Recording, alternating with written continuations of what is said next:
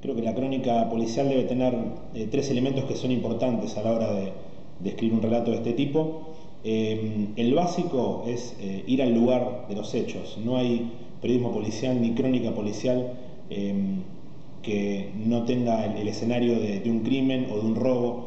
Es importantísimo acudir al lugar de los acontecimientos para ver el territorio. Eso también sirve para describirlo, para pisar por los mismos lugares donde estuvieron las víctimas, los asesinos, los ladrones, y eso mismo va llevando a otros dos elementos que también, según mi opinión, deberían tener la crónica policial, que es el contacto con los testigos, también con los familiares de víctimas, también con las víctimas en el caso de que sea un robo, y también lo que Cristian Alarcón llama periodismo delincuencial, hablar con malandras, con asesinos, con ladrones, que ellos también nos den un punto de vista del delito que acaban de cometer.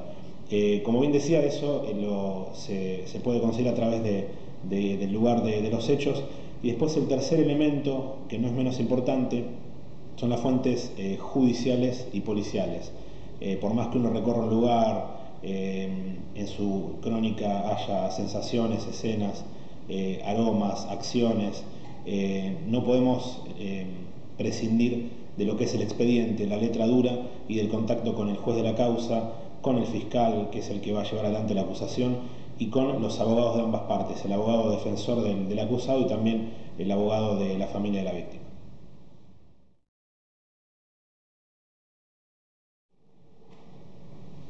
¿Cuál es la relación con las fuentes? En mi caso yo divido lo que son fuentes judiciales y fuentes policiales con las que son fuentes, llamarla de una manera así, delincuenciales, con el AMPA. Hay un gran periodista que se llamó Emilio Petkov, que prácticamente fue olvidado, que él recorría comisarías, recorría despachos judiciales, pero él decía que nutría sus relatos de las historias que le contaban los delincuentes, de cómo se cometía un robo, de por qué lo cometía. Y después era como un rompecabezas. Él hablaba con el comisario, con el fiscal, con el juez, con el delincuente, y tenía la versión de todos los hechos, y cuando él escribía, no lo hacía para juzgar, pero él trataba de incluir todos esos elementos y el mismo lector era el que juzgaba. Hoy considero que hay que ser cuidadoso más que nada con las fuentes policiales, eh, por lo que ha dicho la historia criminal. El problema de muchas fuentes policiales es que a veces han vendido, por llamar de alguna manera, historias que no han sido reales, y para eso menciono un caso paradigmático, es el del llamado Loco de la Ruta, un supuesto asesino serial que en 1996 mataba a prostitutas, las descuartizaba, y al igual que Charles Manson les dibujaba algún triple seis o las llamaba putas. La policía dijo que era un asesino serial, que probablemente era un ser con problemas de la infancia, que no tenía sexo, que odiaba a las mujeres y que por eso las descuartizaba. Hizo creer a la prensa y también a la sociedad de que se trataba de un nuevo Jack Destripador, hasta el punto de que el comisario de Mar del Plata creó una oficina llamada homicidios seriales, como la que existe en el FBI. Los periodistas compraron esa versión sin quizá hablar con los testigos, sin meterse en los territorios o hablando con las protagonistas, y simplemente transcribió lo que decía la policía, y con el tiempo se descubrió de que no había ningún asesino loco psicópata, sino de que era una mafia mixta policial y de narcotraficantes. Por eso digo que la fuente policial es imprescindible en todo relato, pero que también debemos cuestionar lo que se nos dice oficialmente. El caso de Fernando Carrera, que fue detenido, juzgado y hasta condenado a 30 años de prisión por la llamada masacre de Pompeya, también demostró que la justicia se equivoca mucho con la valoración de las pruebas. Por eso digo que nuestra función principal como periodistas es recurrir a esas fuentes, pero tratar de cuestionarlas también y de preguntarse qué es lo que quieren informar. Y lo mismo también con las fuentes criminales. Básicamente creo que es eso. De todos modos, no se puede escribir una crónica policial sin haber hablado con la policía, sin haber hablado con el fiscal y sin haber hablado con los protagonistas del hecho.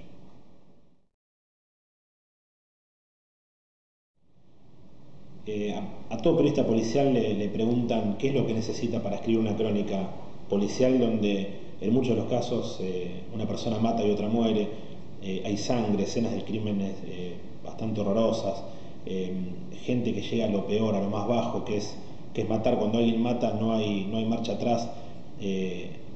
todo aquel que mata también se mata a sí mismo y se aniquila.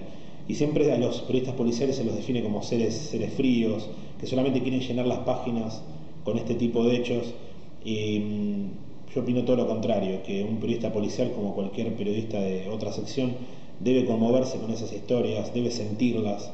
Y no se trata de llenar páginas, sino de contar un caso a través del relato oral de todos los protagonistas. Y comparándolo con otras secciones, no somos claramente críticos gastronómicos que vamos a un restaurante para calificar la comida, ni para calificar el postre o la atención de cada mesa. Tampoco somos lo que Tomás de Quincy llamó a los adoradores del arte, del crimen, que ellos analizaban cada asesinato como si fuera una gran obra de arte. Tenemos claramente sentimientos, nos conmueve cuando alguien mata, cuando alguien muere, pero claramente no somos dentro del género periodístico, ¿cómo podría decirlo? En muchos casos siempre se ha dicho que es un subgénero, al periodista policial se lo relega como a veces en muchos medios el último orejón del tarro. Pero por suerte a través de los años, desde los escritos de Roberto Arte, de Juan de Soizarrelli, Emilio Pedcos más acá en el tiempo, Cristian Alarcón, Jorge Fernández Díaz, han demostrado que el género policial no es para nada menor y que también puede contarse como si fuera una tragedia griega o una tragedia shakespeariana.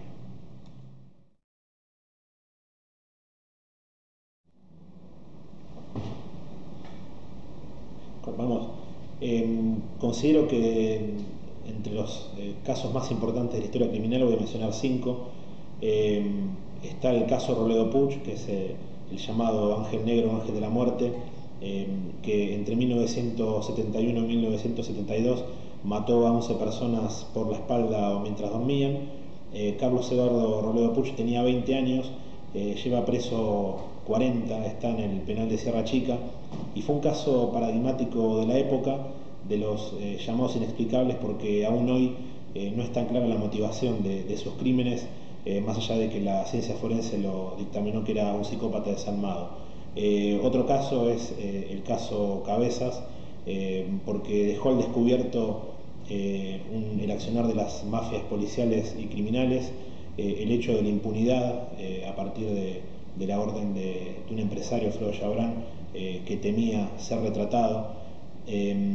Después otro caso que no puedo dejar de mencionar es el caso Nora Dalmazo, que junto con el de Carrascosa marca el crimen puertas adentro, llamado misterio del cuarto cerrado.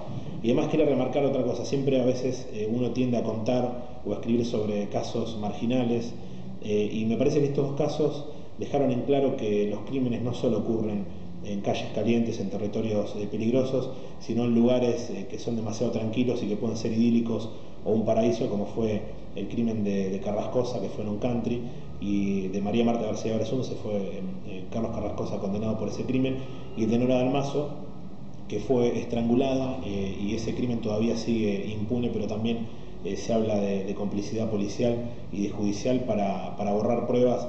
Y como ha dicho Edmond Locar, es una frase trillada pero que siempre sirve. Locar era el padre de la criminalística y él dice que tiempo que pasa, verdad que huye. Y en este caso es como que le da la razón a ese tratado criminalístico. Y otro caso que quiero mencionar es el del robo al Banco Río, que ocurrió hace 7 años. Es el robo más importante de la historia criminal, por varias cosas, no solo por el monto del botín, que aparentemente asciende a 25 millones de dólares, sino porque fue un robo bastante atípico. Según los ladrones, fue ensayado como si fuera una obra de arte.